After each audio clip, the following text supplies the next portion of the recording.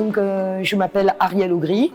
Je suis d'origine française. Je suis née au Havre en 1966. J'ai 56 ans maintenant. En 2002, j'ai immigré sur l'île de Ngor. Donc, je vis maintenant parmi vous, au Sénégal. Et je m'en réjouis. Depuis toujours, je suis artiste, puisque à l'âge de 24 ans, j'ai fondé ma propre compagnie de théâtre-opéra. Donc j'étais metteur en scène, j'ai écrit des textes. J'ai écrit également un oratorio avec une compositrice qui tourne encore sur la guerre 14-18, qui a été primée de nombreuses fois. Et on a fait 3 disques. Voilà, donc après la mosaïque, je m'y suis mis vraiment de façon autodidacte. Et disons que ce que me disaient beaucoup les gens chez qui j'intervenais pour faire leur maison, me disaient, mais en fait, tu fais pas seulement du carrelage artiste, c'est vraiment un travail d'artiste. Donc je me suis dit, finalement, est-ce que je peux réunir ma technique de la mosaïque et une réflexion sur le monde. Et puis après, je me suis dit, mais en fait, qu'est-ce que je veux vraiment exprimer ? Donc depuis toujours, je suis philosophiquement et spirituellement très très investie dans le bouddhisme, mais surtout dans la recherche de façon plus générale, de spiritualité. Et puis je suis une femme, donc je me suis dit finalement comment en fait je vois le monde, et la personne que je suis et le monde tel qu'il est. Donc c'est finalement cette réflexion spirituelle et par le biais des femmes. Donc c'est vraiment mon sujet. Je pense que j'ai vraiment trouvé le sujet sur lequel je vais maintenant travailler jusqu'à la fin de ma vie. Et en fait, on se rend compte que nous-mêmes, on est en fait inspirés par des tas de personnes autour de nous, donc des gens proches, même dans notre environnement immédiat, mais aussi des figures, des gens qu'on a lus, qui ont bouleversé notre vie, des gens qu'on a écoutés jusqu'à connaître toutes leurs chansons, etc. Donc finalement, les 52 portraits qui sont là, c'est 52 femmes qui finalement ont eu un impact dans ma propre vie. Donc à un moment donné aussi, à cause du Covid, j'avais arrêté pendant 1 an. Et puis aussi, je suis tombée malade, j'ai eu la tuberculose. Donc j'en avais fait une 20aine. Pendant 1 an, j'ai fait un peu autre chose, j'ai fait des chantiers et tout ça. Et puis donc me soigner. Et après j'ai repris. Et quand j'ai repris, en fait, j'en ai fait 32 là, depuis juin de l'année dernière. Et en fait, je me suis dit, mais finalement, ce ne sont pas forcément que des femmes qui ont réellement existé. On a aussi des héroïnes qui sont des modèles pour nous. Donc c'est pour ça que j'ai aussi mis des personnages comme June Osborne, comme Médée, qui sont finalement des personnages de fiction, mais qui, quelque part, m'ont impressionné. Au départ, ça a été au travers de mes études, quand j'étais plus jeune, au travers de la musique que j'écoutais, etc. Et puis de sujets aussi qui m'intéressaient. En venant en Afrique, on est forcément sensibilisé, par exemple, à l'excision. On est dans une période où vraiment les femmes sont en train de se dresser. Donc le phénomène #MeToo avec Adèle Haenel. Donc il y a à la fois des personnages que j'avais de mon passé qui étaient toujours présents en moi, et puis après mon actualité, puisque j'étais partie dans ce sujet de vraiment montrer des femmes qui me touchaient et qui vraiment ont un impact dans le monde. Et bien finalement j'ai continué et maintenant je suis à l'affût de portraits pour continuer. Et en fait c'est génial parce qu'en fait je découvre encore d'autres. Je me suis intéressée par exemple aussi à l'environnement et j'ai découvert Greta Thunberg. Et puis Yen, c'est vraiment, c'est les personnages féminins dont je parle. C'est vraiment, c'est cette gamine extraordinaire, Silly, Et d'ailleurs, dans le film, enfin, c'est le talent de Mambéty, mais c'est vraiment ce personnage incroyable qui fait un métier de petit garçon. Vendre le soleil, c'était réservé aux petits garçons. Et pour sauver pour aider sa grand-mère à ne plus être sous le soleil et acheter un parasol, cette gamine handicapée va se positionner finalement, on va pas dire comme un petit garçon, mais elle fait fi finalement du rôle que la société peut donner, où ça une femme peut le faire et ça une femme peut pas le faire. Bon, après, dans le film de Yen, qui est vraiment... enfin, j'adore Mambéty et Yen particulièrement. C'est vraiment le personnage de Ramatou, qui est une femme extraordinaire, et qui finalement dit, bon, c'est dit dans la citation, le monde a fait de moi une putain, je vais faire du monde un bordel.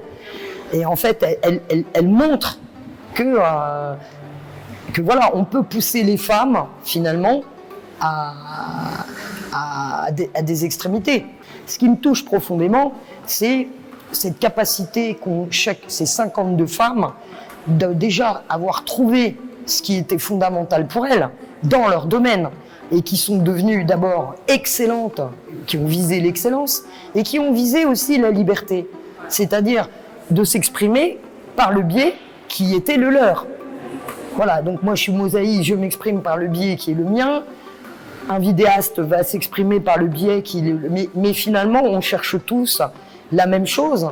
C'est vraiment à nous réaliser nous-mêmes. Et notre talent, il n'appartient qu'à nous. Et la manière dont on va se servir, soit de la musique, soit de la politique, soit de l'engagement, etc., va nous être propre et va éveiller les autres. La femme doit vraiment se rendre compte qu'elle est libre, fondamentalement, et que peu importe ce qui se passe à l'extérieur, si on décide de suivre sa voie, finalement, on la suit. Peu importe l'opposition. Et en fait, on n'a pas à transformer le monde, on a à illuminer le monde. On a à s'illuminer soi-même et à illuminer notre environnement.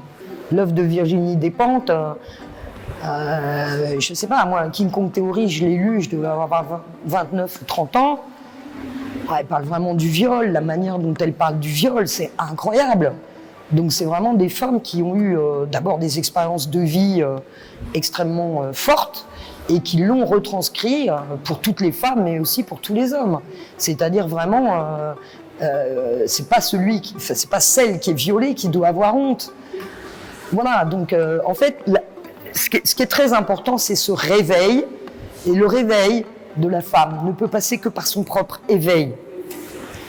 C'est ça qui est important. Donc toutes ces femmes que tu viens de citer, que ce soit Virginie Despentes, Adèle Haenel a été quasiment violée quand elle était petite. Et à un moment donné, c'est aux femmes de se dresser et de dire non. Mais dire non, non pas à l'extérieur, non, de dire non, non, non, non. Voilà, je vais en parler. Et maintenant, ça suffit. Le combat, il est toujours le même. Une femme ou un homme s'éveille et qui tout à coup va cristalliser autour de lui un vrai changement. Et par exemple, Rosa Parks, elle n'est pas la première à avoir refusé de se lever. Mais elle, quand elle a vraiment refusé, en fait, elle a cristallisé autour d'elle, parce qu'il y avait eu Nicolette précédemment, elle a vraiment cristallisé le phénomène. Et donc, et tout le monde s'est vraiment révolté, a boycotté les bus, etc.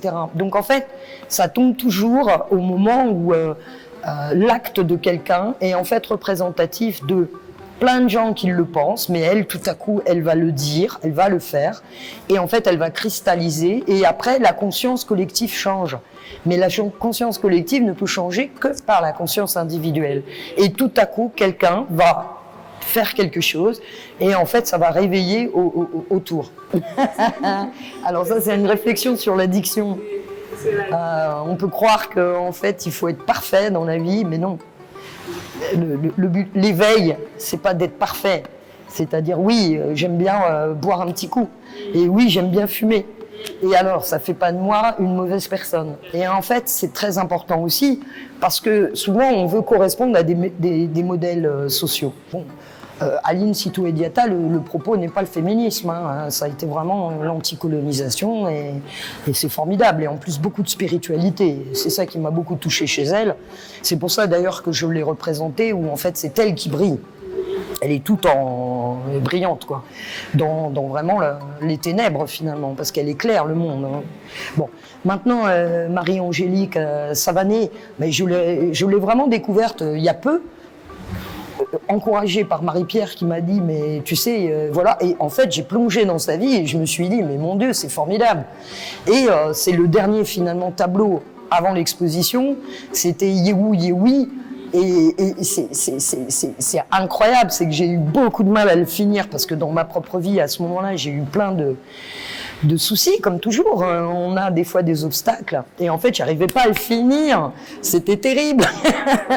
Et c'est ça, Yehui, c'est vraiment je m'éveille et je permets aux autres de s'éveiller, c'est-à-dire je me libère et les autres vont se libérer, et en fait ça m'étonne pas que j'ai eu tant de mal à le finir. J'ai fait le tableau aussi de Nous sommes le printemps de Frida Kahlo, où vraiment ça vient du dialogue avec l'ange. Donc moi je suis pas catholique, je suis bouddhiste, mais toute spiritualité dit finalement la même chose. Elle dit Dieu est le danseur et nous on est la danse. Si on choisit une danse violente, et ben on va vivre la violence. Si on est la vie nous-mêmes, on est des créatures de Dieu. Et voilà, donc lui il s'exprime au travers de nous, mais nous c'est nous qui créons la violence, le sexisme, le racisme. Si soi-même on découvre par exemple, que c'est pas parce que je suis une fille que je vais pas faire des études. Bon, bah ça c'est vraiment la jeune pakistanaise qui a reçu quand même une balle dans la tête, et j'ai représenté que des crayons et elle a eu le prix Nobel, etc. Parce que elle a dit mais moi j'ai le droit d'étudier, j'ai le droit, je me le donne à moi-même. Voilà. Donc en fait le combat il est à la fois à l'extérieur, mais il est surtout, si on croit que c'est vrai, mais on est perdu. Et donc, si on vient vraiment en soi-même, on trouve les moyens finalement d'étudier, même en secret, même. Et en fait, on entraîne avec nous les copains, les copines, etc. Donc en fait, c'est ça que je veux dire. J'ai eu un moment où je me suis posé beaucoup de questions parce que beaucoup de gens voulaient acheter les tableaux et j'arrêtais pas de dire non, je veux pas les vendre. Donc c'est un peu court comme réponse. Donc j'ai vraiment réfléchi beaucoup. Et en fait, là, elles sont 52, je sais qu'elles vont bientôt être 100. Là, j'ai pas envie qu'elles reviennent à la maison. Je souhaite trouver des lieux qui peuvent les exposer, continuer à parler de l'éveil et des femmes. Et moi, retourner chez moi et continuer à créer. Donc c'est vraiment mon souhait, c'est de trouver finalement des lieux d'exposition, ou par le biais peut-être du MUFEM, dans le réseau international des musées des femmes. Voilà, jusqu'au 30 juin, tous les jours, sauf le lundi. C'est ça, c'est vraiment dépasser finalement le mental, dépasser l'ego, et de se dire il y a quelque chose d'encore plus profond en moi qui agit en moi. Et en fait, c'est se ressourcer. Et après, finalement, notre vie, on trouve les actions, on trouve la manière de parler aux gens, on se pacifie, et on pacifie finalement la collectivité aussi. Et vraiment dans toutes ces femmes, ce qu'elles ont réalisé, bien sûr qu'elles ont été pleines de doutes. Être sculpteur au 19e siècle, c'est très compliqué quand on est une femme, mais elle a fait des chefs-d'œuvre. Voilà, donc après, c'est ça qui est important, c'est vraiment de trouver la manière dont on a envie, soit de s'exprimer dans ce monde. Donc certaines vont combattre, certaines vont écrire, certaines vont sculpter, certaines vont... Et en fait, c'est ça l'encouragement. L'encouragement, c'est vraiment qu'on a tous cette capacité finalement à être nous-mêmes tels que nous sommes.